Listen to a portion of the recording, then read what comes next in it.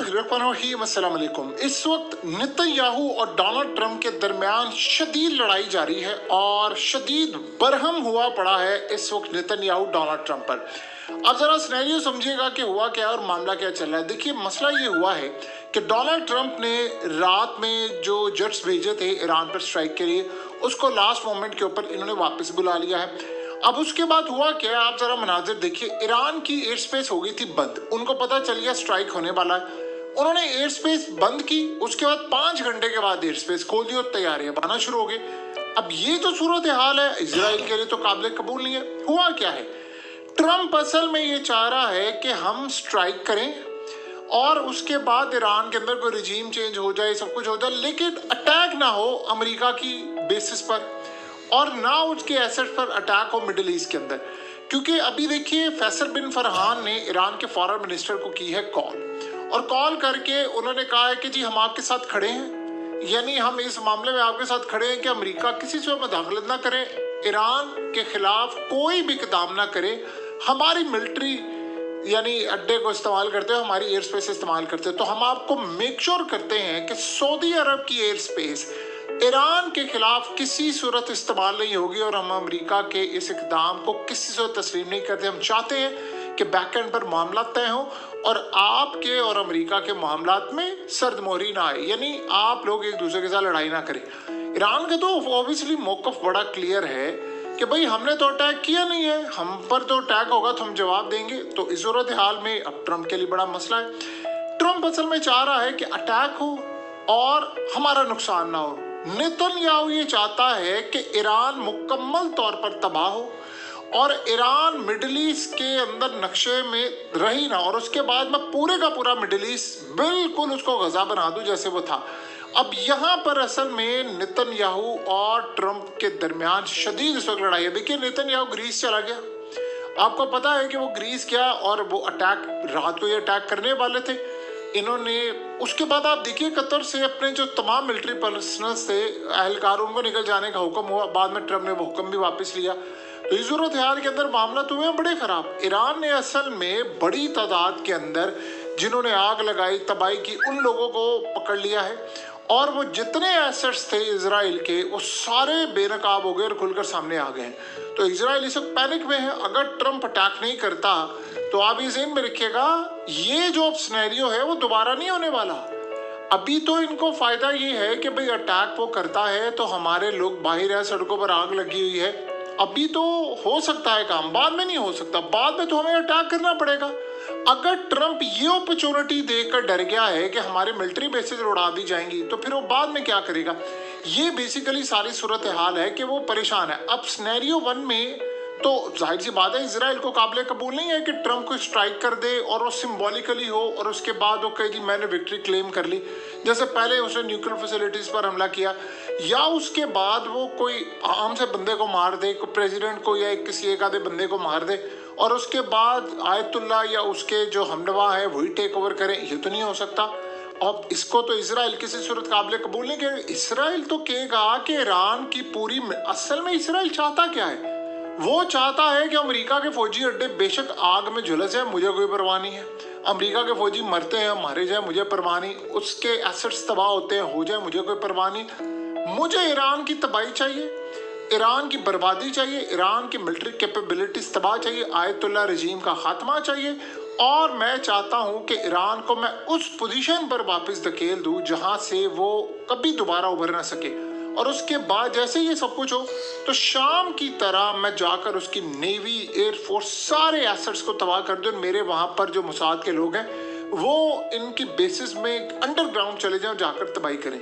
अब ये बेसिकली सूरत हाल है और जिसकी वजह से सबसे बड़ा मसला यहाँ पर ये पैदा हुआ है कि ट्रंप और इनके दरमियान मामला है। अब जरा देखिए, इजराइल ओपनली सपोर्ट कर रहा है रजा पहलवी को और कह रहा है कि ये अगला हुक्मरान है। रजा पहलवी ने ऐलान कर दिया है कि मैं जैसे ही जाऊँगा ईरान के अंदर, मैं इजराइल से ताल्लुकात बहाल कर लूँगा और मैं उसके बाद अपना न्यूक्लियर प्रोग्राम ख़त्म करूँगा और ये तमाम चीज़ें। और उसके बाद उसने कहा कि वहाँ सारा जो जितना भी इस्लामिक कल्चर है वो सारी चीज़ें मैं चेंज करूँगा।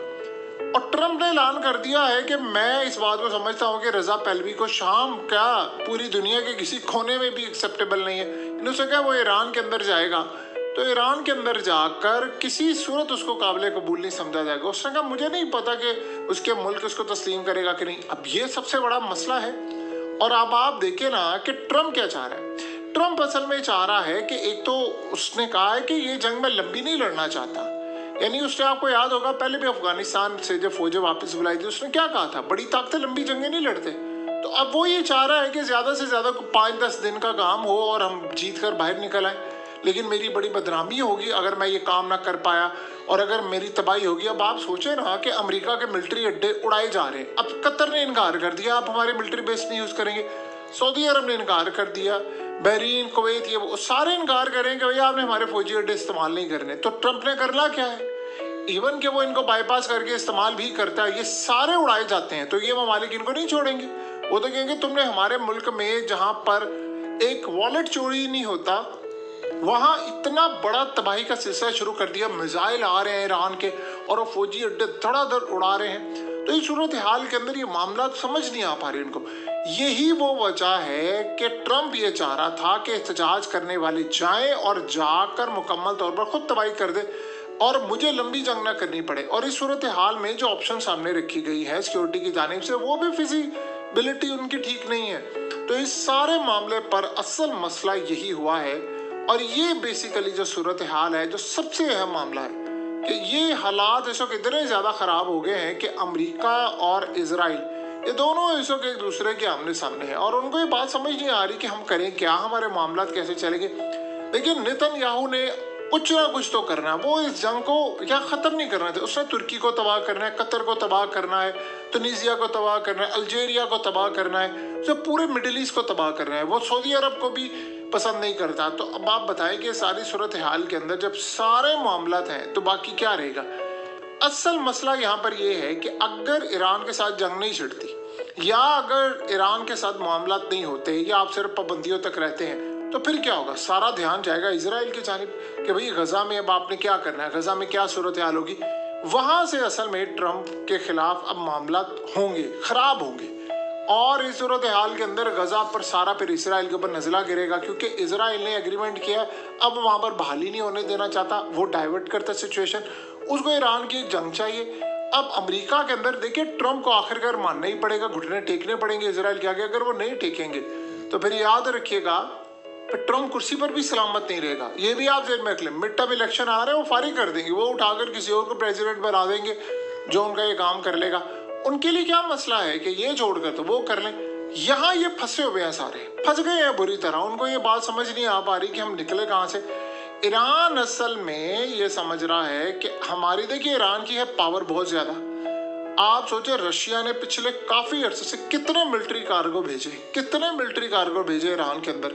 ईरान टस से मस नहीं हो रहा। और ये बात याद रहे, अगर ईरान ने इस पूरे एहतजाज पर काबू पा लिया तो फिर तो इसराइल का खेल खत्म। फिर तो आप समझ रहे हैं कि इनके हाथ से गेम निकल गई। उसकी रीज़न ये है कि फिर आपको बाद में कैसे आप ठीक करेंगे सारा मामला।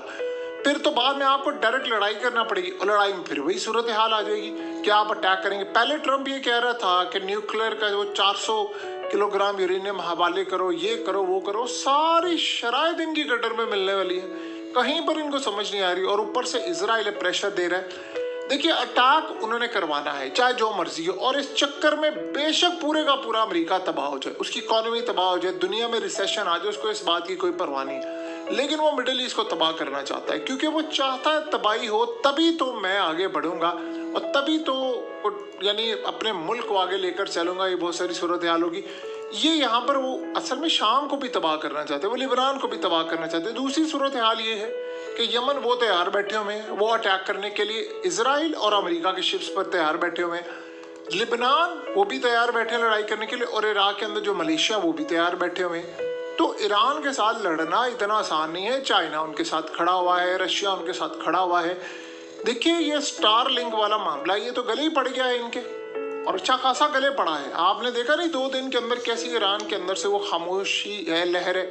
तो काफ़ी हद तक इनको प्रॉब्लम का सामना करना पड़ा है।